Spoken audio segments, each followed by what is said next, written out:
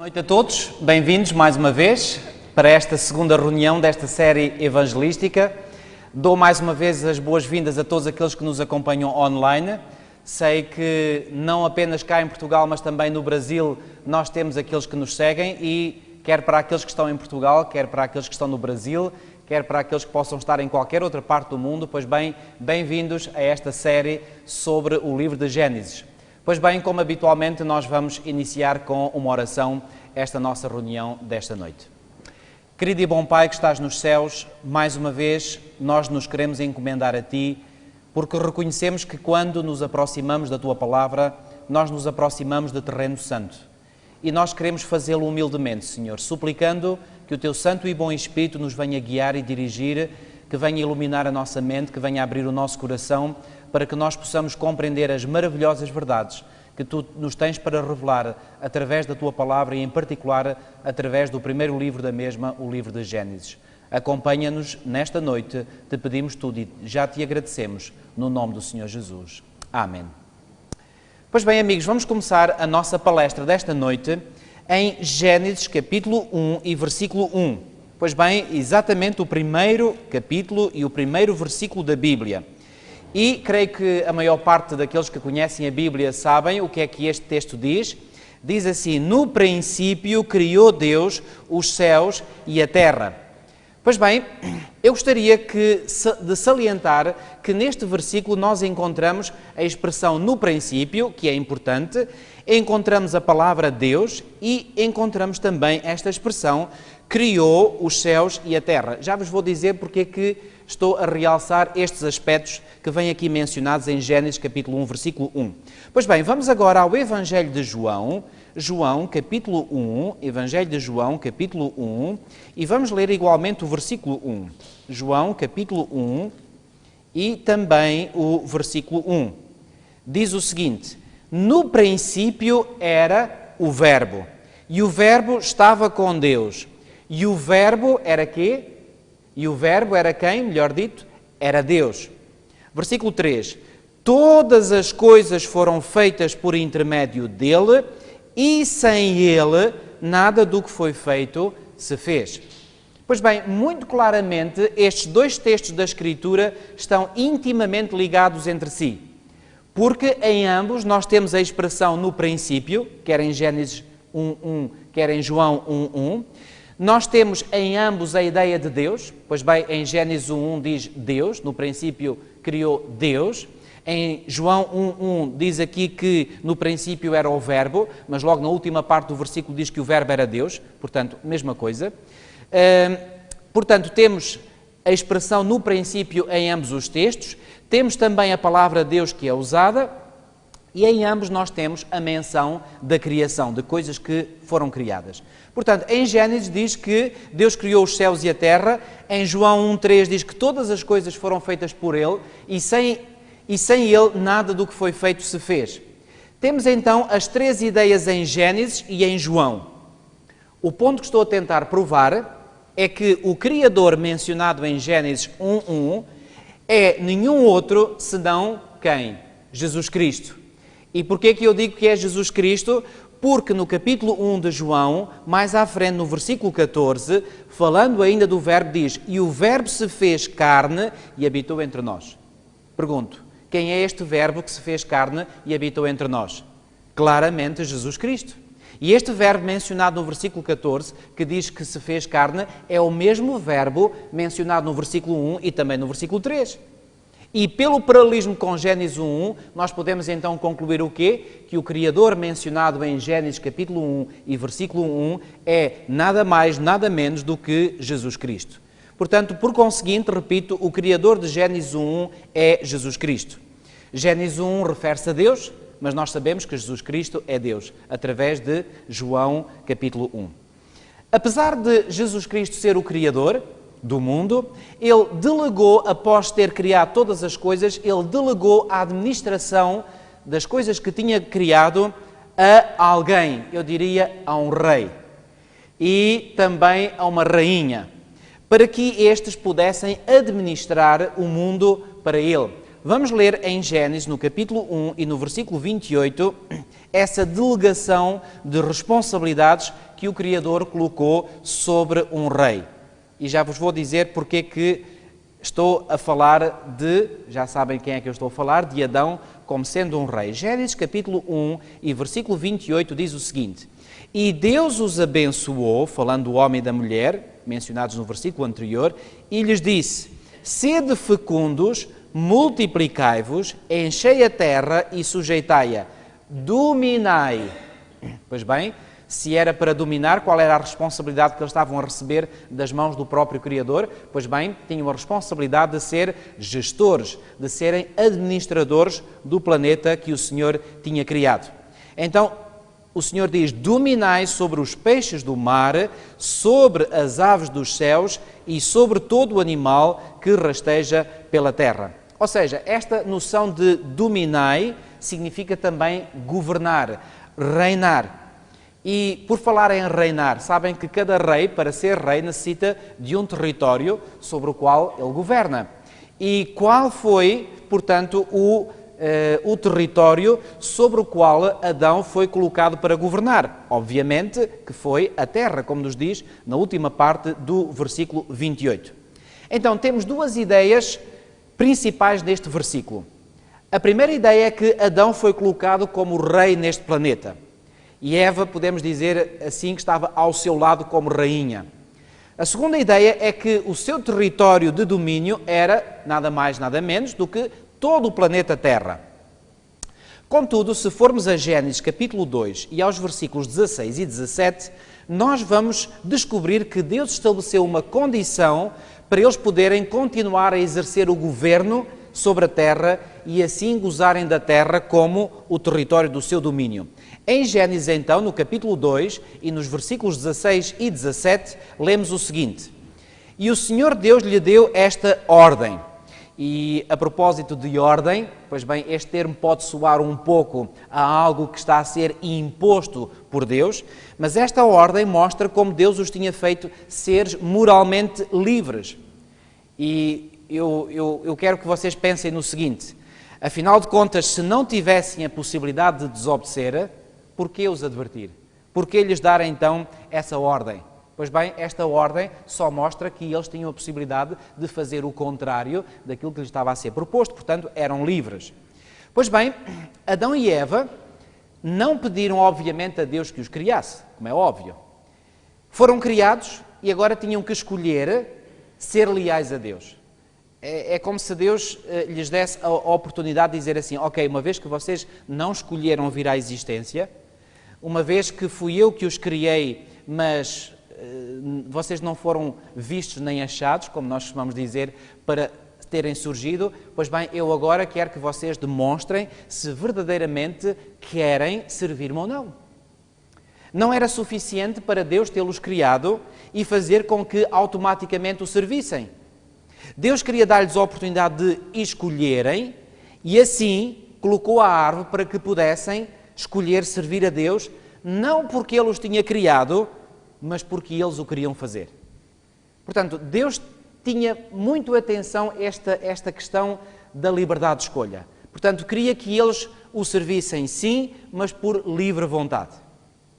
Jesus disse-lhes, é como se podemos imaginar, este diálogo não vem na Bíblia, mas nós podemos imaginar Deus a dizer: Adão e Eva, eu criei-os, mas se quiserem continuar a reinar sobre a terra, se quiserem continuar a gozar o território do vosso domínio, vós deveis abster-vos de comer do fruto de determinada árvore.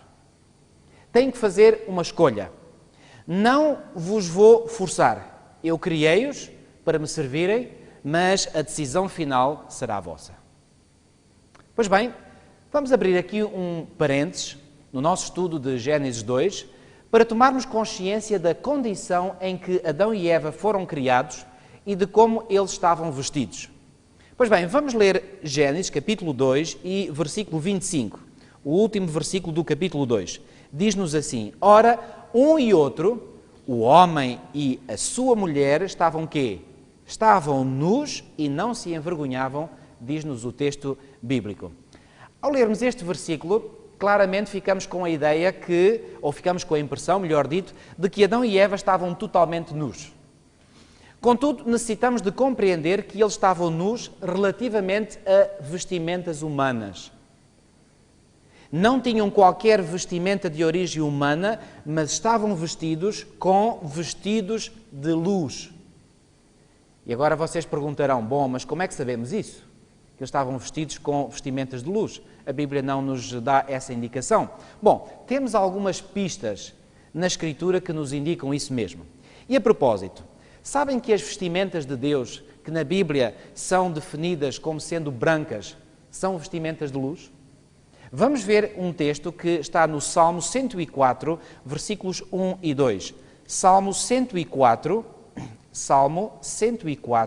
versículos 1 e 2. Salmo 104 e versículos 1 e 2. Diz assim: Bendize, ó minha alma, ao Senhor.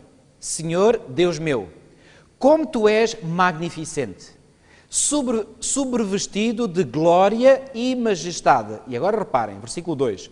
Coberto de quê? Coberto de luz, como quê? Como de um manto. Tu estendes o céu como uma cortina, etc, etc. Então, como é que este texto diz que Deus está vestido? Como é que é o manto de Deus? É o manto de quê? O manto de luz. Adão e Eva, apesar de estarem nus no que respeita a vestidos de origem humana, estavam cobertos com a gloriosa luz de Deus. Vamos ler Apocalipse 12, 1 e 2. Vamos ao último livro da Bíblia, Apocalipse 12, 1 e 2, onde nos fala da verdadeira igreja. E vamos ver como é que essa igreja, claro, aqui no sentido figurado, está vestida. Ela é simbolizada por uma mulher e vamos ver como é que essa mulher está vestida. Apocalipse capítulo 2, versículo 1. Diz assim: Viu-se grande sinal no céu, a saber, uma mulher vestida como? O que é que lá diz? Vestida do sol. E mais? E com a lua debaixo dos pés e uma coroa de 12 estrelas na cabeça. Ou seja, era Apocalipse capítulo 12, versículo 1. Ou seja, esta mulher é-nos descrita como vestida do sol. E depois ainda tinha a lua perto dela. E também estrelas. Ou seja, uma enorme luz rodeava esta mulher. E aqui temos uma imagem simbólica, mas que nos ajuda a compreender que o povo de Deus está revestido de luz. E como é que a mulher está vestida? Vamos ver um outro texto no Salmo capítulo 8. Vamos novamente ao livro de Salmos. Salmo capítulo 8. E vamos ver os versículos 3 a 5. Salmo capítulo 8 e versículos 3 a 5. E reparem o que é que nós temos aqui neste Salmo. Salmo capítulo 8 e versículos 3 a 5. Diz assim: Quando contemplo os teus céus, este é um salmo de Davi, é Davi, portanto, a falar, diz assim: Quando contemplo os teus céus, obra dos teus dedos, e a lua e as estrelas que estabeleceste, que é o homem que dele te lembres. E agora reparem o que diz o versículo, aliás, ainda vou ler o versículo 4, a última parte, e o filho do homem que o visites. E agora reparem o que diz o versículo 5. Fizeste-o, no entanto, por um pouco menor do que Deus, e de glória e honra, o quê? O coroaste. Deste-lhe domínio sobre as obras da tua mão, e sob os seus pés tudo lhe puseste. Pois bem, por outras palavras, quando Adão foi criado, foi coberto com o quê? Com a glória e o esplendor de Deus. E foi coroado por ser o quê? Por ser o rei da criação. Quem é que normalmente é coroado? São os reis. Portanto, se aqui nos é dito que Adão foi coroado, o homem foi coroado, isso significa, foi coroado com glória e honra, isso significa que ele foi coroado como rei. Podemos então imaginar Adão e Eva no jardim do Éden, na sua inocência, nus, mas cobertos com os vestidos de luz, que Deus lhes tinha providenciado. Mas então Adão e Eva decidiram desobedecer a Deus. Ou seja, no uso das suas faculdades, da sua faculdade de escolha, eles então decidiram exercer a sua liberdade de escolha para comer da árvore em vez de obedecerem a Deus. E gostaria que se apercebessem de qual foi o primeiro resultado do pecado deles. Vamos novamente ao livro de Gênesis, capítulo 3 e versículo 7. Gênesis, capítulo 3 e versículo 7. Diz-nos assim: Abriram-se então os olhos de ambos e percebendo que estavam o quê? Percebendo que estavam nus. É interessante, já repararam que no versículo 25 do capítulo 2, que lemos há pouco, diz assim: ora, um e outro homem e a sua mulher estavam nus e não se envergonhavam. Ou seja, diz-nos este texto que estavam nus e não tinham qualquer problema. De repente, aqui no versículo 7 do capítulo 3, parece já um problema. O que é que isto indica? Que a nudez que é referida no capítulo 2, versículo 25, não é totalmente semelhante à nudez do capítulo 3, versículo 7. E isso nos leva a concluir aquilo que eu já indiquei há pouco, que a nudez mencionada em Gênesis 2:25 era não uma nudez completa, mas uma nudez no que diz respeito a vestimentas humanas. E quando no capítulo 13 e no versículo 7 diz que percebendo que estavam nus, eles sentiram-se mal. E como é que nós podemos saber isso? Porque logo a seguir diz que cozeram folhas de figueira e fizeram cintas para si. Vocês acham que eles iriam cozer estas folhas de figueira se estivessem tão bem como estavam no momento em que Gênesis 2:25 é retratado? Claro que não. Então aqui eles se apercebem que estão nus. E eu pergunto, o que é que mudou entre Gênesis 2:25 e Gênesis 3:7?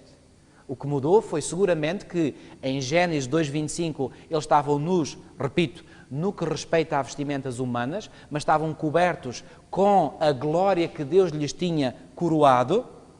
Glória essa que é a mesma que o próprio Deus tem, porque nós já vimos num salmo que Deus, o seu manto é um manto de luz. Portanto, Deus partilhou essa glória que é dele mesmo com os seres humanos.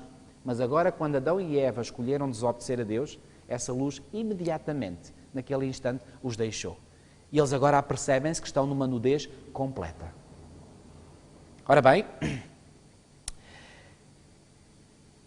essa é a razão, já agora deixem-me dizer-vos, pela qual na Epístola de Paulo aos Romanos nos é dito que, no capítulo 13 e versículo 23, que todos pecaram e destituídos estão de quê? Da glória de Deus. Esta glória de Deus, Adão e Eva foram destituídos dela quando pecaram no início, certo? Pois bem, qual foi a solução, e temos que pôr aqui umas aspas na solução, que Adão e Eva encontraram para resolver o problema da sua nudez? Pois bem, e esta nudez, repito, foi-lhes manifesta quando esse manto de luz que tinham os deixou. Pois bem, eles cobriram a sua nudez, conforme nós lemos, com folhas de figueira. Mas sabem uma coisa interessante também? É que, apesar de terem coberto a sua nudez com vestidos artificiais, eles ainda assim se sentiam nus. E vocês perguntarão, como é que sabemos isso? Pois bem, vamos ao versículo 10. Gênesis, capítulo 3 e versículo 10. Diz-nos assim, este versículo. Deixem-me ler o versículo 9 também. E chamou o Senhor Deus ao homem e lhe perguntou, onde estás? Ao homem, diz aqui, onde estás? Ele respondeu, ouvi a tua voz no jardim e porque estava quê? O que é que ele diz? E porque estava nu, tive medo e me escondi. Bom, espera aí um bocadinho.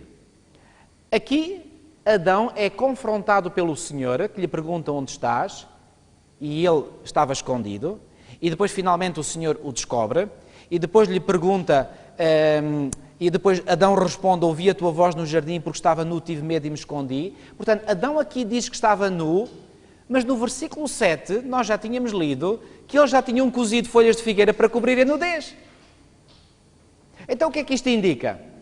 Indica que apesar de eles terem coberto a sua nudez física com folhas de figueira, quando Adão posteriormente fala com Deus e diz eu estava com medo e por isso fugi, porque estava quê? Porque estava nu. O que é que isto indica? Indica que apesar de estarem cobertos com as folhas de figueira, mesmo assim eles ainda se sentiam nus. E sabem porquê? Porque a verdadeira nudez que Adão e Eva sentiam não era a nudez física, era uma nudez da alma. Apesar de estarem cobertos com vestimentas artificiais agora, eles continuavam a sentir-se nus. Havia um vazio no seu interior. E esse vazio fazia-os tremer, ter medo de Deus.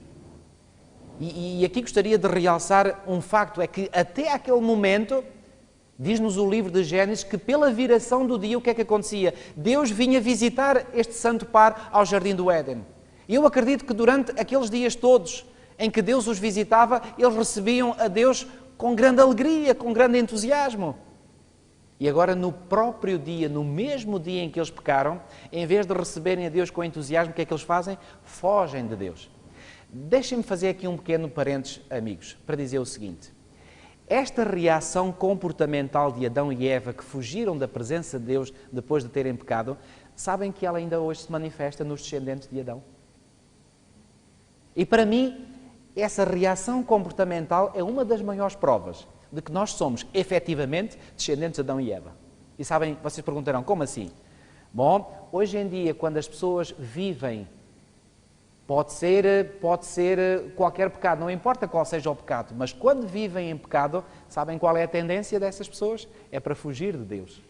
E muitas vezes fogem de Deus, fugindo, ou melhor, fogem indiretamente de Deus, fugindo daqueles que os fazem lembrar de Deus, ou daqueles que andam com Deus. Eu dou-vos um exemplo. Quando alguém que, por exemplo, até é membro de igreja, começa a afastar-se cada vez mais da igreja e começa a não vir, eu posso-vos garantir que na vida dessa pessoa já entrou o pecado. E já repararam o que é que acontece a essas pessoas quando alguém, por exemplo, da igreja procura ir fazer-lhes uma visita? Por exemplo, o pastor, ou não só, o que é que essa pessoa faz? Procura evitar a todo custo ser visitada. Ou arranja uma desculpa, ou finge que não está em casa, ou quando vê alguém, procura... Sabem porquê? É exatamente o mesmo comportamento. Fuga de Deus. Ou fuga, neste caso específico, de alguém que vai trazer-lhes à consciência o pecado em que eles estão a viver. Foi exatamente isto que aconteceu com Adão e Eva. Eles fugiram de Deus. E fugiram porquê? Porque não estavam bem na sua consciência, obviamente. Já viram alguma coisa diferente entre os descendentes de Adão e Eva? Nada diferente. Bom, avançando. Então Deus veio ao jardim procurar Adão e Eva, e vamos ler agora no capítulo 3 de Gênesis, a partir do versículo 8. Deixem-me ler, há bocadinho lemos o 7, depois lemos o 10, mas agora deixem-me ler seguido a partir do versículo 8. Diz assim: Quando ouviram a voz do Senhor Deus, que andava no jardim pela viração do dia, e esconderam-se da presença do Senhor Deus, o homem e a sua mulher, por entre as árvores do jardim. Versículo 9, já lemos, mas vamos ler novamente. E chamou o Senhor Deus ao homem e lhe perguntou: Onde estás? Ele respondeu: Ouvi a tua voz no jardim e, porque estava nu, tive medo e me escondi. Perguntou-lhe Deus. Eu acho muito interessante esta pergunta que o Senhor agora vai fazer a Adão. Quem te fez saber que estavas nu? Parece que Deus estava a fazer esta pergunta como se não soubesse de nada.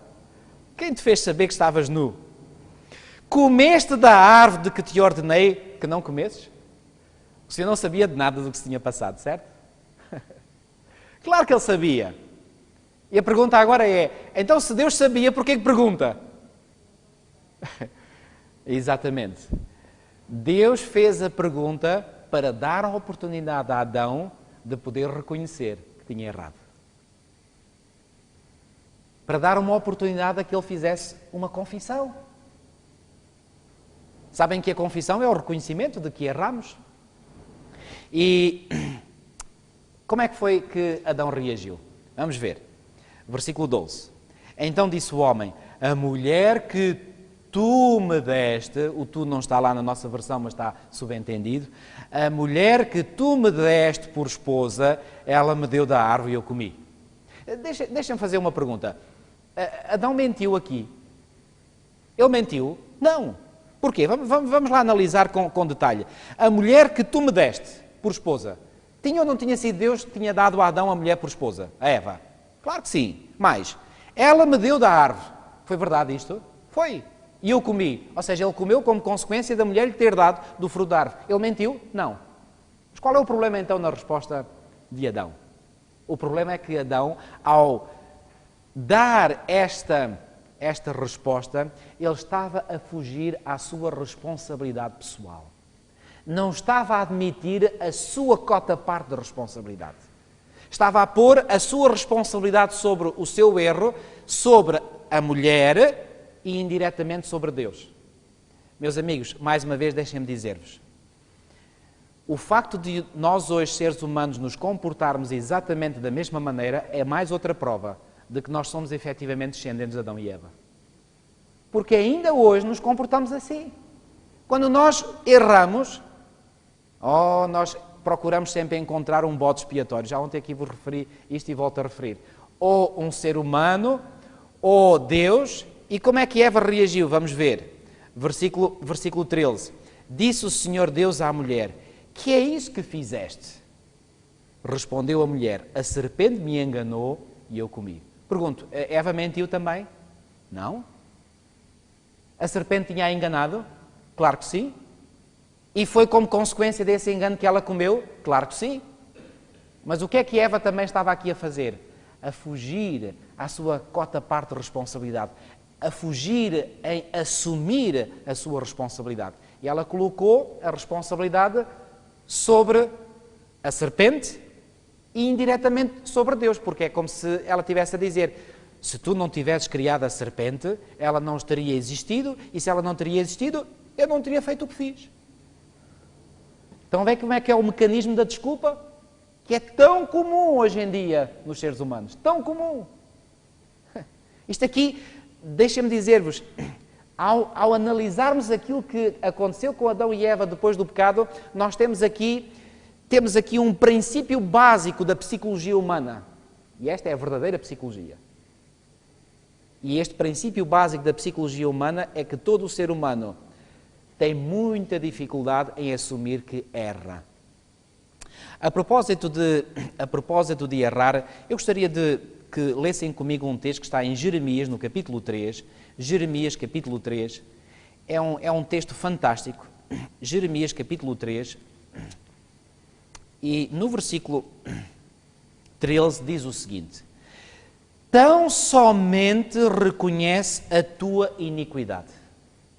Reconhece que transgrediste contra o Senhor teu Deus.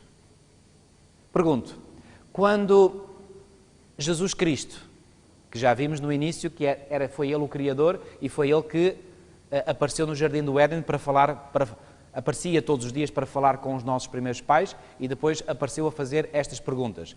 Pergunto, era isto que Jesus queria que eles fizessem? Reconhecessem que tinham errado? As perguntas que Ele lhes fez tinham esse objetivo? Claro que sim. Aqui, neste texto de Jeremias 3,13, vou ler mais uma vez: tão somente reconhece a tua iniquidade. Conseguem ver neste texto um apelo quase desesperado do Senhor para que nós possamos tão somente reconhecer a nossa iniquidade? Era isso, tão somente isso, que Deus queria de Adão e Eva. Bom, naquele momento eles deram a volta, fugiram à sua cota de parte de responsabilidade, mas mais tarde acabaram por assumir. Ainda bem para eles. E, meus amigos, deixem aqui fazer um parênteses muito importante para dizer: ainda bem para nós, quando nós reconhecemos que erramos diante do Senhor. Não vale a pena nós fugirmos de Deus. Não vale a pena dizer: eu fiz, mas... Cuidado com os mas. Em tentarmos justificar os nossos erros. Porque os nossos erros não têm desculpa. Nós devemos assumi-los plenamente e simplesmente dizer diante de Deus: errei, transgredi, sou culpado. E agora, Senhor, olha, aqui estou pedindo perdão. É isso que nós temos que fazer. Bom, avançando.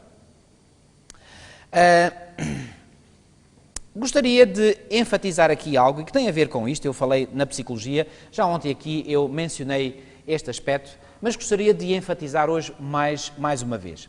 Os psicólogos e os psiquiatras hoje em dia, e esta é uma área na qual me sinto relativamente bem para falar, porque andei no curso de psicologia e trabalhei em psiquiatria como enfermeiro, mas psicólogos e psiquiatras, e atenção, não tenho nada contra psicólogos nem psiquiatras, mas reconheço que hoje em dia, normalmente, o que eles fazem é tratar os sintomas de distúrbios ou desequilíbrios psicológicos e não a doença que provoca esses sintomas. Não sei se repararam que nesta passagem que nós acabámos de ler, pela primeira vez na história humana, nós temos a descrição do sentimento de culpa. Nós temos Adão e Eva com uma baixa imagem de si mesmos. E essa é a razão por que se esconderam de Deus. Nós temos o medo. E lemos há bocadinho o texto que diz que Adão fugiu porque teve medo. nós temos a acusação que surge. Adão começa a acusar a sua mulher e a acusar indiretamente Deus. Eva acusa a serpente e indiretamente a Deus. Ou seja, o jogo da acusação, digamos assim como a culpa, a baixa imagem de si e os conflitos, tudo isso começa com o quê? Começa com o pecado. E se quisermos, por conseguinte, resolver estes problemas psicológicos, para onde é que nós temos que começar? Temos que resolver o problema na sua raiz.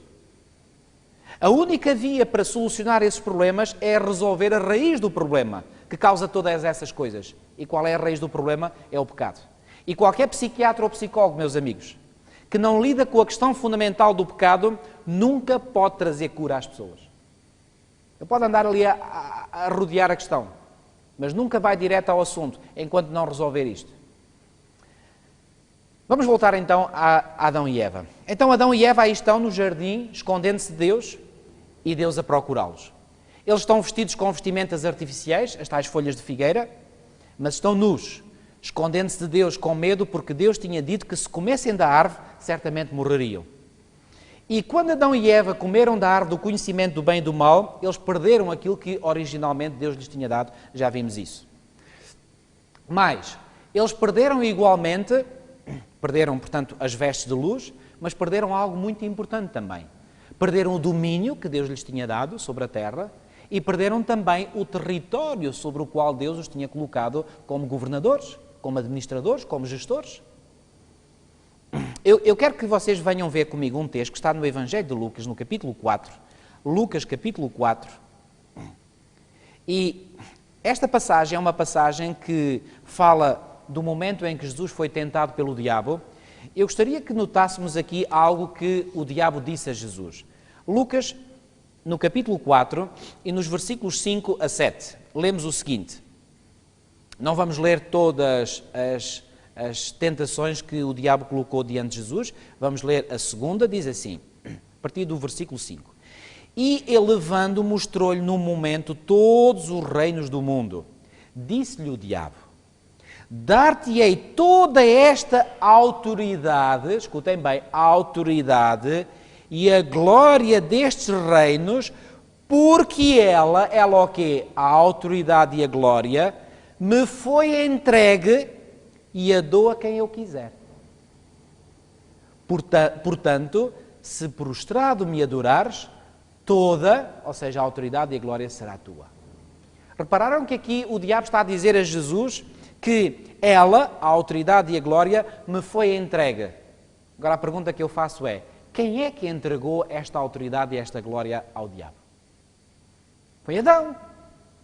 No início, quando ele fez a vontade, quando ele escolheu não obedecer a Deus e obedecer antes ao diabo, ele entregou, deixem-me usar esta expressão, de mão beijada, a autoridade e o domínio que ele tinha recebido de Deus às mãos de Satanás. Sabem que é por essa razão que Jesus, em João 12, 31, e vamos ler esse texto, João 12, 31, se refere a Satanás como sendo o quê? Como sendo o príncipe deste mundo. Conhecem esse texto? Vamos lê-lo. João 12, 31. João 12, 31. Sabem, amigos, ao longo deste seminário, aquilo que eu gostaria de enfatizar, e deixem-me só fazer aqui um pequenino parênteses, é que nós pudéssemos compreender. Eu sei que muitas destas verdades são conhecidas, mas eu gostaria que ao longo deste seminário nós pudéssemos articular todas estas verdades, estas realidades de forma lógica, para que nós pudéssemos entender, portanto, o relacionamento, a relação que há entre estas verdades. Portanto, aquilo que eu quero aqui enfatizar é que o diabo, ao dizer a Jesus, me foi entregue, portanto, ele tinha razão no que estava a dizer. Embora ele seja mentiroso e pai da mentira, como Jesus lhe disse, ele muitas vezes diz a verdade também. E aí ele estava a dizer a verdade. Lhe foi entregue.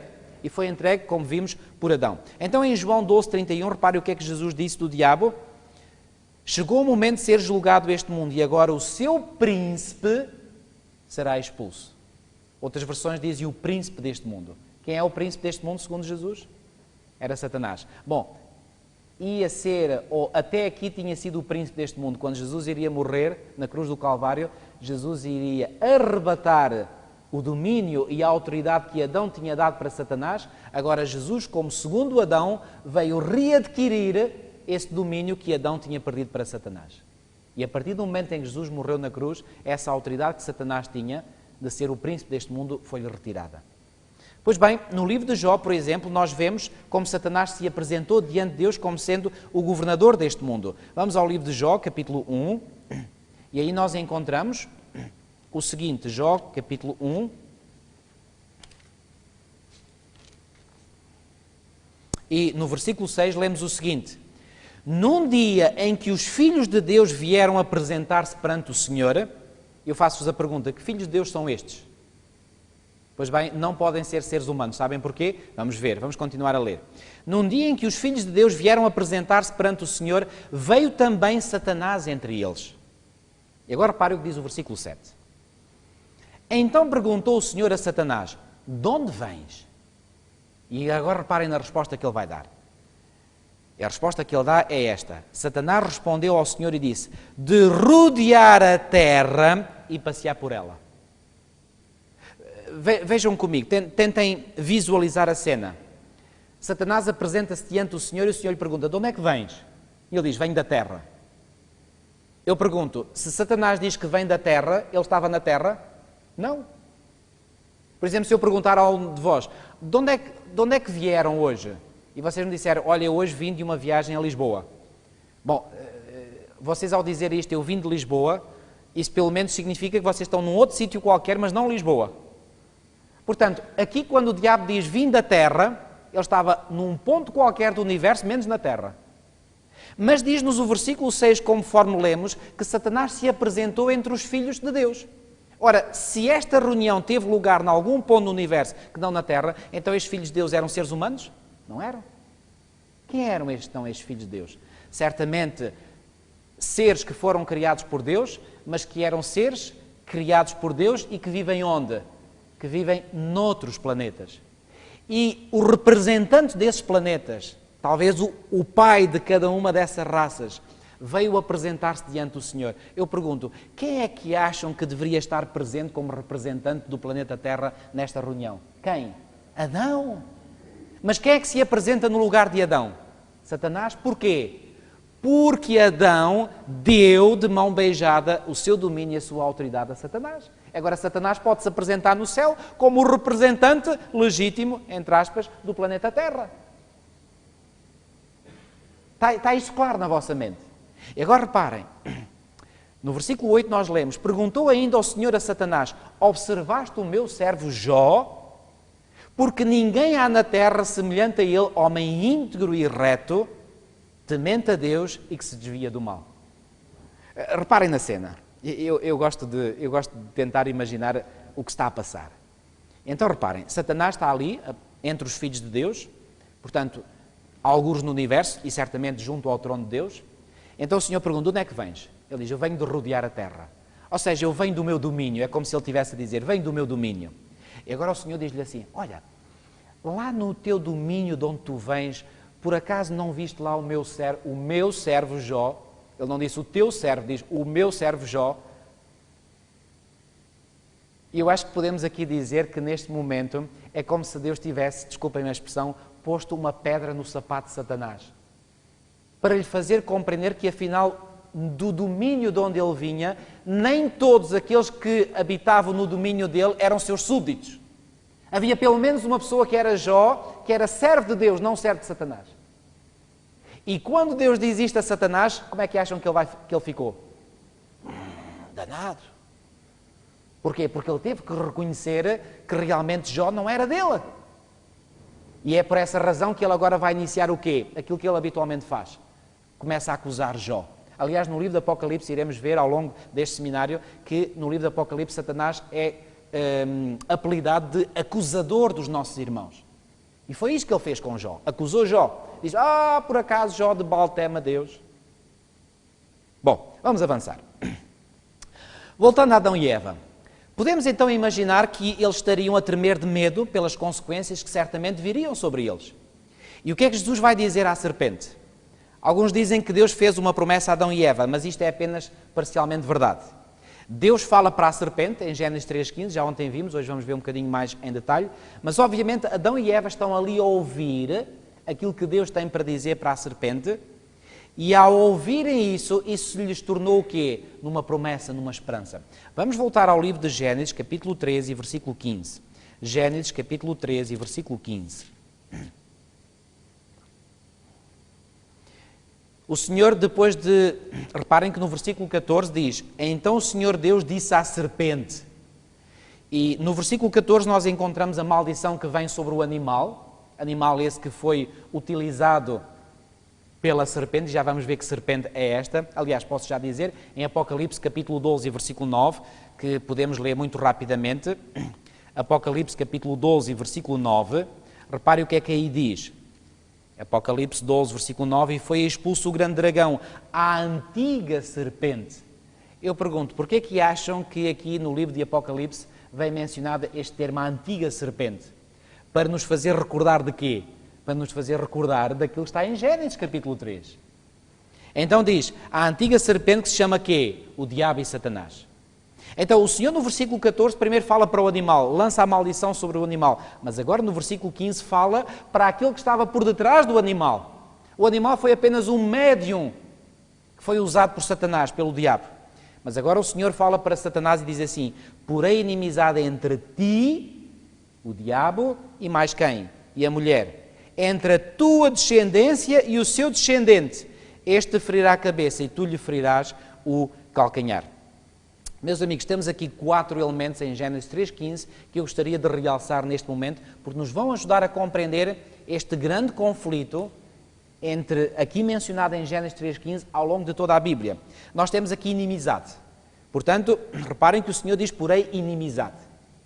É Ele que está a falar. E Ele diz, eu porém inimizade. Já agora deixem-me fazer aqui um parênteses. Muitas vezes nós tentamos fazer amizade com aquilo que o Senhor, ou naquilo onde o Senhor pôs inimizade. E aquilo que eu gostaria aqui de realçar é que, assim como aqui está dito que haveria inimizade, e já agora deixem-me dizer que há aqui 3 tipos de inimizade. Há uma inimizade entre a serpente e a mulher, há uma inimizade entre a semente da serpente e a semente da mulher, e há também uma inimizade, e essa é a principal guerra, é entre o descendente da mulher e a serpente. Porquê? Porque nos diz na última parte do versículo 15 que este, referindo-se ao descendente da mulher, te ferirá a cabeça. Eu pergunto, o que é que acontece quando uma serpente tem a sua cabeça esmagada? Ela morre. Procurem matar uma serpente apenas passando por cima da cauda ou de metade do corpo. Não funciona. Eu vivi em África, aliás, nasci em África, e lembro de algumas pessoas que às vezes iam nas estradas lá pelo mato e viam serpentes a passar e passavam por cima delas, elas continuavam. A menos que a serpente fique com a sua cabeça esmagada ou que lhe cortem a cabeça, ela continua a sobreviver. Portanto, aqui o que é que indica? Indica que esta ferida seria uma ferida para quê? Para destruir a serpente. Reparem, gostaria talvez de vos levar a visualizar melhor esta imagem que aqui vem. Ou seja, imaginem, por exemplo, conforme diz aqui, este ferirá a cabeça. Imaginem, por exemplo, uma pessoa que levanta o pé para depois fazer com que esse pé deixe com força para esmagar a cabeça da serpente. E eu pergunto, o que é que pode acontecer no momento em que o pé está para descer, para esmagar? A serpente, num movimento rápido, pode quê? Morder o calcanhar, mas essa mordedura no calcanhar sai-lhe cara, porque esse pé acaba por descer até abaixo e esmaga a cabeça da serpente. É esta a imagem que nos é dada aqui em Gênesis 3,15. Pois bem, temos então inimizade, aqui referida. Nós temos aqui a menção da serpente, nós temos a menção da mulher e temos também a menção de uma semente. Mas a verdadeira guerra, deixem-me enfatizar isto, irá ser entre a semente da mulher e a serpente, ou entre o descendente da mulher e a serpente. É como se Deus estivesse a dizer à serpente naquele momento: escuta, tu conseguiste tomar o domínio, o território das mãos de Adão e por conseguinte venceste a batalha com eles. Mas eu vou enviar ao mundo uma semente ou um descendente que irá travar uma batalha contigo, no mesmo terreno onde venceste Adão, e ele irá ganhar a vitória sobre ti, recuperando assim aquilo que Adão perdeu. Vocês acham que naquele momento, Satanás, como é que ele deve ter ficado? Eu acho que ele deve ter tremido da cabeça aos pés. Porque aquele que estava a falar para ele era alguém que tem autoridade. Não era mais uma simples criatura, era o próprio Criador. Ele estava a dizer, eu hei de ir. E porquê que Deus está a falar, Jesus Cristo está a falar para a serpente e fala no descendente da mulher? Porque esse descendente da mulher, iremos ver também ao longo deste seminário, esse descendente da mulher não iria apresentar-se no campo de batalha na mesma forma como ele estava ali a apresentar-se diante de Satanás no Jardim do Éden, iria apresentar-se de uma outra forma, numa forma humana e numa forma muito mais fraca. Daí, portanto, ser referido que seria a semente ou o descendente da mulher. Bom, quando Adão e Eva ouviram esta conversa, ou eu diria mesmo esta ameaça que Jesus Cristo faz a Satanás, como é que acham que eles ficaram? Bom, depois de eles terem vivido aquela terrível angústia de não saber, ou melhor, de saber que aquilo que lhes iria suceder era a morte, mas eles ainda não sabiam muito bem o que era isso da morte, porque até ali não tinha havido morte nenhuma. Como é que acham que agora Adão e Eva vão se sentir depois de ouvirem este tipo de desafio de guerra que Jesus Cristo lança a Satanás? Eles devem ter ficado com uma réstia de esperança, com alegria nos seus corações, sabendo que agora o seu Criador ia tomar a guerra nas mãos e iria vencer aquilo que eles tinham perdido, iria reconquistar aquilo que eles tinham perdido. Meus amigos, se isto não são boas novas, eu não sei o que é que boas novas são. E daí se dizer com muita propriedade que aqui nós temos em Gênesis 3,15 a primeira mensagem do Evangelho. E o que é o Evangelho então? Uma mensagem de quê? Uma mensagem de libertação. Uma mensagem em que aquele que se empenha na batalha, que é o próprio Deus, promete libertação àqueles que tinham ficado escravos e submissos ao domínio de Satanás. Bom, outras questões que eu gostaria de que nós pudéssemos responder antes de encerrarmos a nossa palestra de hoje. Quem é a semente da serpente? Vamos a João capítulo 8 e versículo 44. Aqui Jesus está em diálogo com alguns judeus do seu tempo e repare o que é que Jesus lhes vai dizer. João capítulo 8 e versículo 44. Diz o seguinte: vós sois do diabo, que é o vosso pai. A propósito, deixem fazer aqui um parênteses. Não vejo aqui nenhuma atitude politicamente correta da parte de Jesus. Hoje há muitos líderes religiosos que tentam ter um discurso que é politicamente correto, que, enfim, que só diz o bem, que aquelas coisas menos agradáveis de se dizer não se dizem. Pois bem, Jesus não teve essa preocupação. Aqui Jesus foi direto ao ponto e disse algo muito duro, mas esse algo muito duro não era menos verdade. Aliás, era a verdade inteira. E Jesus disse: vós sois do diabo, que é vosso pai. Quem é a semente da serpente? Não são aqueles que descendem literalmente da serpente. A serpente não tem o poder de dar vida. Mas são aqueles que se assemelham no caráter a essa mesma serpente. E aqui Jesus está a dizer: vós sois do diabo, que é vosso pai, e reparem o que é que ele continua a dizer, e quereis satisfazer-lhe os desejos. Ou seja, entre estas pessoas e a serpente há uma total fusão, há uma união total. Ou seja, eles representam o caráter do seu pai. Na parábola do trigo e do joio que nós encontramos em Mateus 13, vamos ver o que é que Jesus ele próprio disse que era o joio. Mateus capítulo 13 e versículo 38. Diz assim: o campo é o mundo, a boa semente são os filhos do reino, o joio são os filhos de quem? Os filhos do maligno. Mais uma vez, esta expressão filhos do maligno não significa que são descendentes literais do maligno. São pessoas que são filhos do maligno porque se identificam totalmente com ele.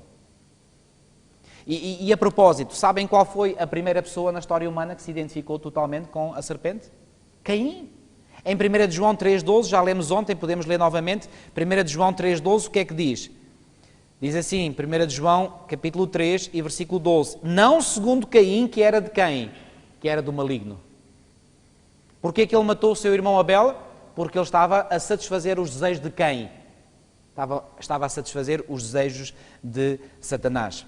Agora, quem é a semente da mulher? Já referi, mas gostaria de deixar ainda mais claro. Vamos ler mais uma vez Gálatas, capítulo 3 e versículo 16. Gálatas, capítulo 3 e versículo 16. Diz o seguinte: ora, as promessas foram feitas a Abraão e ao seu descendente. No capítulo 12 nós encontramos promessas que são feitas à descendência de Abraão. Só que essa descendência não são todos os descendentes. Paulo deixa isso bem claro. Olha o que ele diz aqui, ora, as promessas foram feitas a Abraão e ao seu descendente. Não diz e aos descendentes, como se falando de muitos, porém como de um só. E ao teu descendente, que é quem? Cristo. Quem é então o descendente da mulher ou a semente da mulher? Cristo. Em Gálatas, capítulo 4 e versículo 4, reparem, falando da vinda de Jesus, diz Gálatas 4:4, vindo porém a plenitude do tempo, Deus enviou o seu Filho nascido de quem? De mulher. E por falar em nascido de mulher, venham ver comigo uma genealogia que nós encontramos em Mateus, no capítulo 1. Mateus, capítulo 1. Mateus, capítulo 1. E reparem, no versículo 16, diz assim: e Jacó gerou a José, marido de Maria, da qual nasceu Jesus, que se chama o Cristo. Sabem que algo que é muito comum na Bíblia, sobretudo quando fala de genealogias, em quase todas as genealogias da Bíblia, se fala de homens, não de mulheres. E se diz, por exemplo, que um homem gerou outro homem, e este gerou aquele, e um homem gera um homem gera um homem. As genealogias são assim, por exemplo, Gênesis 5, quando fala dos descendentes de Adão através de Sete. Adão gerou a Sete, Sete gerou, etc. Portanto, é sempre um homem a gerar um homem. Pois bem, aqui temos algo muito incomum. Porque mesmo nesta genealogia do capítulo 1 de Mateus, nós temos um homem a gerar um homem, um homem a gerar um homem, um homem a gerar um homem. E finalmente chegamos a Jesus e diz, não, ele foi gerado de uma mulher. Porquê? Porque é para fazer a tal ligação com Gênesis 3,15, para que todos soubessem que este era, efetivamente, o tal descendente da mulher. E não se podia dizer de Jesus que ele era descendente de um homem, porquê? Porque ele não descendeu de nenhum homem. O seu pai era o pai celestial. Pois bem, e por falar em genealogias, deixem-me dizer-vos que, por exemplo, em Gênesis capítulo 5, nós temos os descendentes de Adão pela via de Sete. Nós depois encontramos em Gênesis, no capítulo 11, versículos 10 a 32, os descendentes... e nessa genealogia de Gênesis 5, é a partir de Adão até Noé. Temos 10 gerações. Desde Adão até Noé, 10 gerações. A sétima geração é Enoque. Daí na Epístola de Judas dizer Enoque, o sétimo depois de Adão. Temos 10 gerações desde Adão até Noé. Gênesis 5. Depois, em Gênesis 11, versículos 10 a 32, temos outras 10 gerações, desde desde Sem, filho de Noé, até Abraão. Repito, 10 gerações de Adão a Noé. Depois de Sem até Abraão, outras 10. E depois aqui em Mateus 1, temos então a genealogia desde Abraão até Jesus. E conforme diz o versículo 17, temos 14 gerações de Abraão até Davi, depois de Davi até ao exílio na Babilónia outras 14 gerações, e desde o exílio na Babilónia até Cristo 14 gerações. Então, recapitulando, desde Adão até Noé 10 gerações, de 100, porque Noé já está incluído nesta primeira contagem, de 100 até Abraão outras 10, 20, e depois temos aqui mais quantas? Temos aqui mais 42, 14 vezes 3. Ou seja, temos 62 gerações desde Adão até Jesus Cristo. Eu pergunto, porquê que estas genealogias aparecem na Bíblia? Para traçar toda a linhagem santa pela qual esse descendente da mulher haveria de aparecer no mundo. E é a razão pela qual no Novo Testamento não temos mais genealogias. E, inclusivamente, o apóstolo Paulo diz, não se preocupem mais com as genealogias. Sabem porquê? Porque a função das genealogias tinha chegado ao fim. E a função das genealogias era traçar toda a linhagem, desde Adão até quem? Até Jesus Cristo. Está claro este ponto? Bom, vamos terminando. Ora bem, eu gostaria de terminar esta reunião de hoje dizendo o seguinte. Já ontem referi isto e hoje vou enfatizar mais uma vez este ponto, porque ele vai ser de crucial importância para as palestras que vêm a seguir.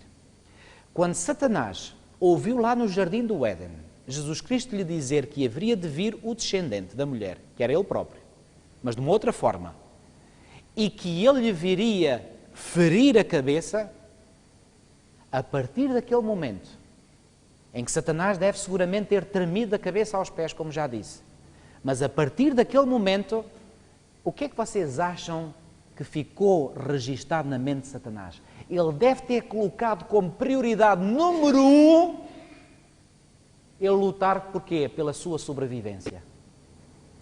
E ele deve ter dito, eu irei fazer tudo o que está ao meu alcance para impedir que essa semente da mulher ou esse descendente da mulher venha. E sabem quando é que nós vamos encontrar a primeira tentativa de Satanás para que a semente não possa vir? É em Gênesis, no capítulo 4. Em Gênesis, no capítulo 4, temos a primeira manifestação deste conflito, predito em Gênesis 3,15.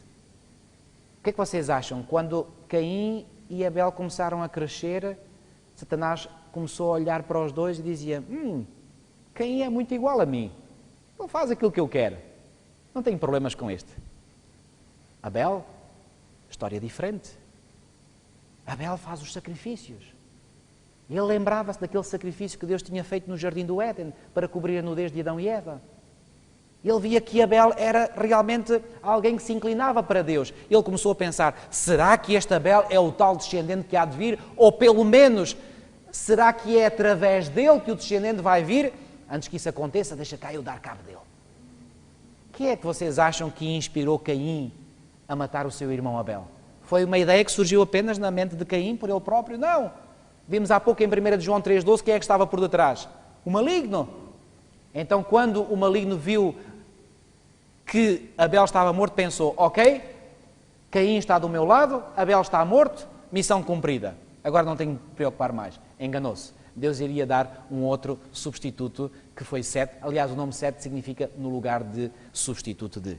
Meus amigos, nós temos coisas incríveis e maravilhosas para descobrir ao longo deste seminário. Eu espero que cada um de vós possa ter a motivação para nos continuar a seguir ao longo deste estudo maravilhoso de toda a Bíblia, através do livro de Gênesis. Vamos terminar com uma oração. Senhor nosso Deus, nosso Pai, muito obrigado, porque mais uma vez acreditamos que estiveste presente no nosso meio e que, através da presença do Teu Espírito, que certamente esteve nas nossas mentes, Tu nos ajudaste a compreender esta dinâmica do grande conflito que se iniciou no Jardim do Éden e que nos ajuda a compreender toda a história que vamos encontrar ao longo de toda a Bíblia e que vai ter o seu clímax, o seu apogeu no livro do Apocalipse. Ó Senhor, continua, Senhor, a dar-nos a motivação para podermos vir aqui e aprendermos mais de Ti através da Tua Palavra e que possamos, Senhor, pela Tua graça, nós compreendermos estas maravilhosas verdades que a Tua Palavra tem para nos revelar. Obrigado por ter estado connosco esta noite. Faz com que amanhã possamos estar aqui novamente pela Tua graça. Te pedimos tudo e Te agradecemos no nome santo e bendito do nosso Salvador Jesus. Amém.